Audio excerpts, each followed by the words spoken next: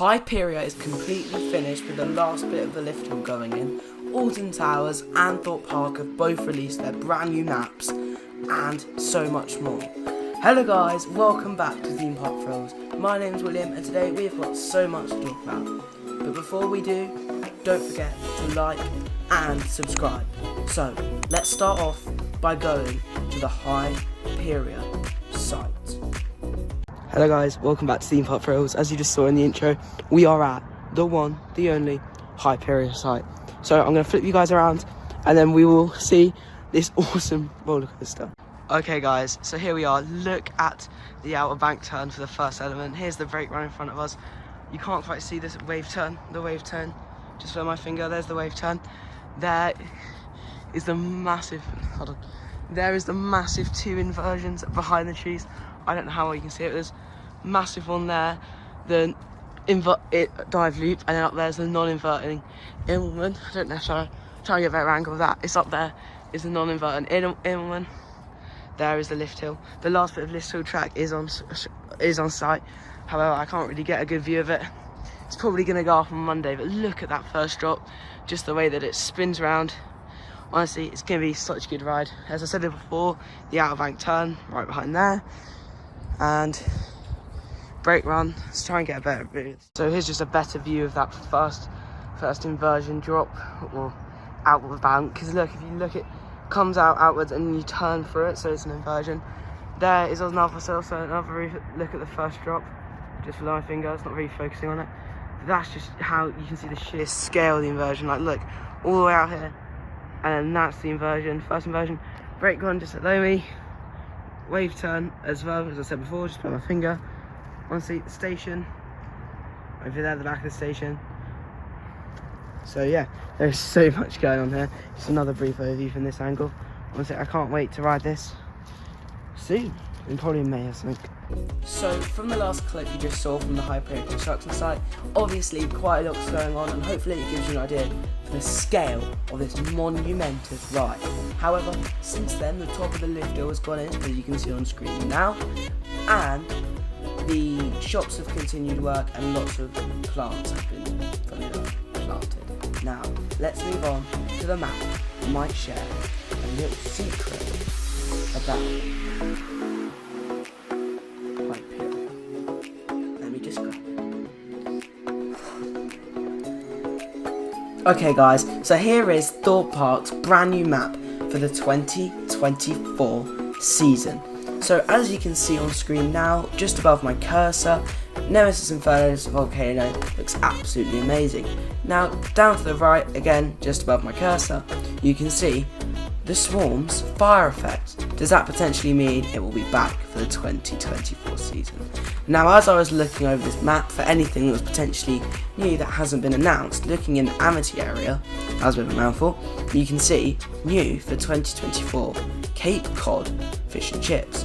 So looking on the map, I found 22 and I was like, they're getting rid of Veggie Rocks. So if you didn't know, Veggie Rocks was a vegan, vegetarian restaurant, but I think since this, they've updated their app to say that it's back. I'm not sure.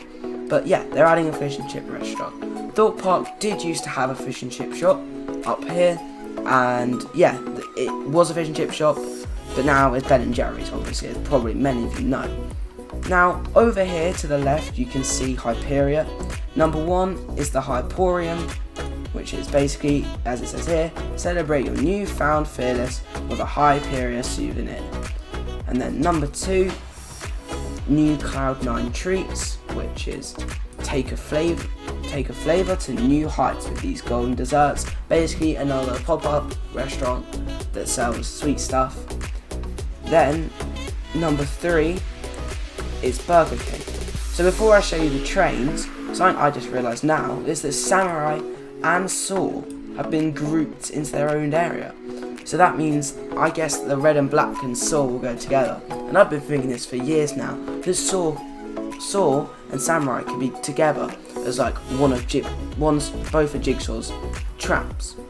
So now if we zoom in a little bit to the Hyperia area, just let my computer catch up, you can see the trains have this lovely gold, white, gold, light, gold, whatever colour scheme.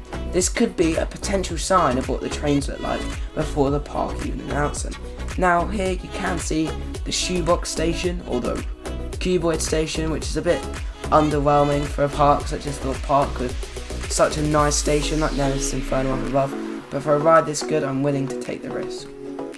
Now, as you can see here, you can see Hyperia's brand new entrance, which also looks absolutely amazing. Now, moving off Hyperia, you can also see Colossus supporting its original cyan colour scheme. And I love the fact the track sort of disappears just above my cursor there, but I'm sure that has nothing to do or similar to real life. Okay guys, so as you can see on screen, now we have moved on to the Alton Towers map. Now, not all the rides on this, for example, Gangster Granny the ride, isn't actually named, which is a bit weird, probably because it was a screenshot from a video revealing the map, which means it's not fully finished, but it's the best we're going to get until the week Towers opens. Unfortunately, I won't be there for Towers opening, however, I'm sure I will be going sometime this year to get on Nemesis Reborn, Wicker Man, Smiler, Oblivion, 13, Rita, Octonauts for the first time. So, to the left, obviously as I've said before, we have the Nemesis Beast. To the right, we have, or to the north, east, we have 13 and Rita. I don't know why I did it in north, south, east, west. Now over here, we have Oblivion, Smiler, and Spinball Wizard isn't labelled. Probably why I forgot it when I was naming what coasters I'm going to go on. But yeah, that's pretty much it. It also shows a realistic gap between the two areas, Forbidden Valley and Dark Forest, and just gives a good idea on the scale of the whole park. The only problem I have with it is that the paths of the gardens aren't very realistic, and for a season where the sky ride's closed and navigating this massive park is tricky, could have done with being a bit more similar to real life. So the final thing we're going to talk about in today's video is Drayton Manor. Now Drayton Manor is a park that I haven't really mentioned before because it's not really owned by Merlin and not one that really I've seen a lot about. Well, obviously I have, but it's not on my main radar. However, they have gotten rid of Shockwave. Well, if you didn't know, it is a picture on screen. Shockwave was a stand-up coaster made by B&M.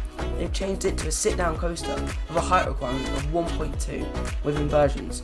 For reference, that's smaller than Rattlesnake,